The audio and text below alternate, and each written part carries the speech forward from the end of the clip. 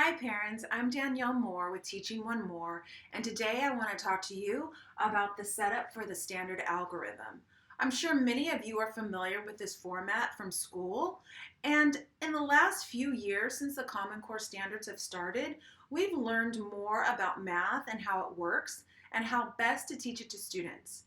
And because of those changes, we want to hold off introducing students to the standard algorithm for as long as possible, especially for grades kinder, first, second, and even third.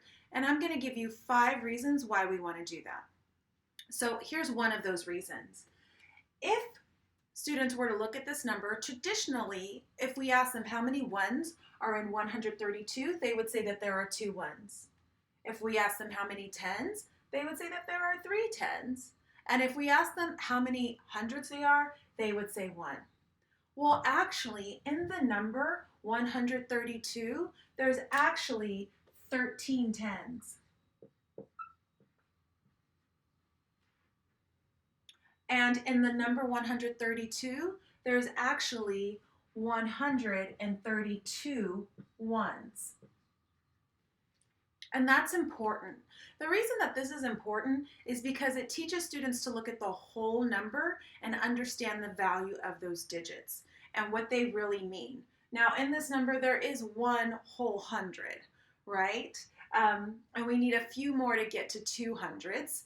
But what we want kids to know is that there are not 3 tens in this number. There is a 3 in the tens place, but there's actually 13 tens and 132 ones. And that's one of the reasons why we want to hold off on showing kids how to use the standard algorithm. Another thing we want to be mindful of is carrying the 1. So for example, if we were to add 132 to 259, students would typically add these numbers up and they would end up with 11.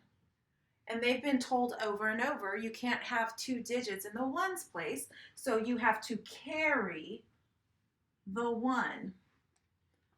Problem is that's not a 1, that's a 10. If 2 and 9 equals 11, that means that this one here represents a 10, and this one here represents a group of 1. So when we ask them to carry a 1, we're really asking them to carry a 10.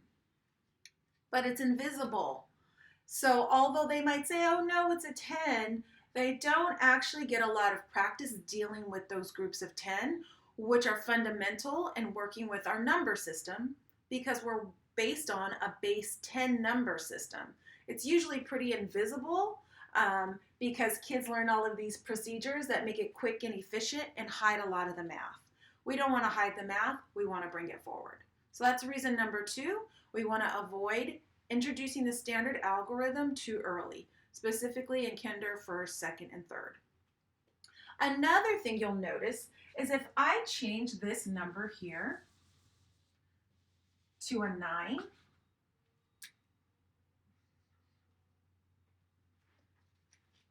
and if I change these numbers all to 9s, based on the way the standard algorithm works, when students use this method, the highest they ever have to count to is 18, right? So in this example, they would make this 18, they would carry the 10 over, and now they would add these up. But usually it looks something like this. So 1 plus 9 is 10, and then 10 plus 9 is 19. And they would say carry the 1, but that's actually a group of 100. And then again, they would add the 1 to the 9 to get 10, and then 10 to the 9 to get 19. And again, they're not carrying 100, they're carrying 1,000. But when we use this procedure and setup, kids don't get to realize that they're making groups of 10, they're making groups of 100, they're making groups of 1,000. And this has far-reaching consequences that don't always show up right away. So although kids can get an answer quickly, they're not really learning and engaging with the base 10 number system in a way that's going to help them in the long term. Another thing that happens with this setup and I'll change some of these numbers back, is that when students again are looking at these numbers, they're isolating them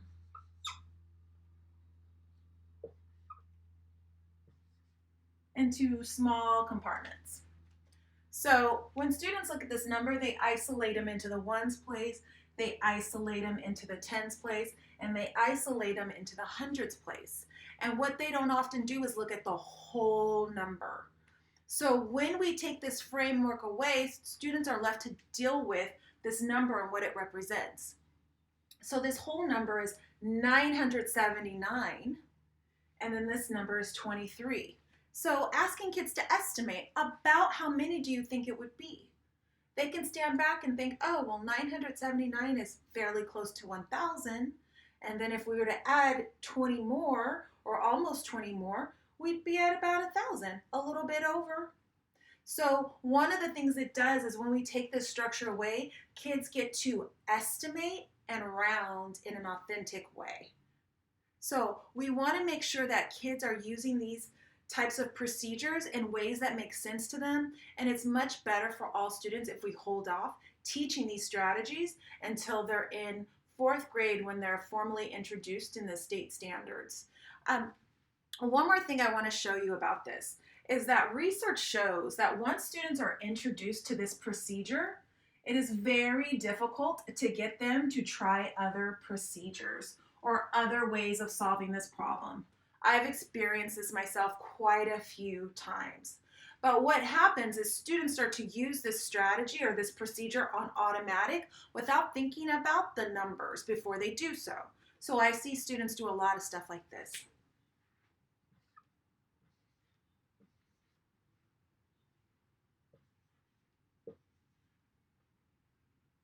So in this case, we have 100 minus 98.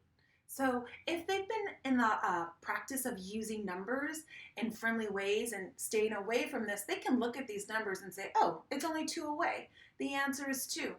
But if they're on automatic and they've been trained to use this procedure all the time, they're going to do something like this.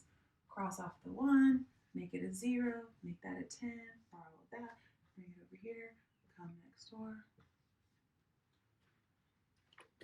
That's a lot of steps for a very simple problem, and it leaves a lot of room for error. Whereas if they're taught to look at the whole number and move away from the standard algorithm, they can often solve problems more easily and more efficiently.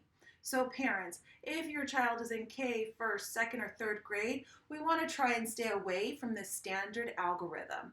They'll get introduced to it later. A lot of times people think that they're giving kids an advantage by teaching them how to use a standard algorithm, when in actuality, we're holding them back in a lot of ways. And if you think about it, when we think about those algebra equations that are written in a long straight line, it's very different from the way the standard algorithm is set up. And so what this tends to do is this procedure and this devotion to it, and this sort of automaticity to using this as opposed to thinking flexibly, can actually be a roadblock to students doing well in algebra. So hold off, they'll get there. In the meantime, I've got a series of videos that can show you how to help kids be efficient, effective, and independent problem solvers using strategies other than the standard algorithm. This is Danielle Moore with Teaching One More, and I'm glad that you tuned in today.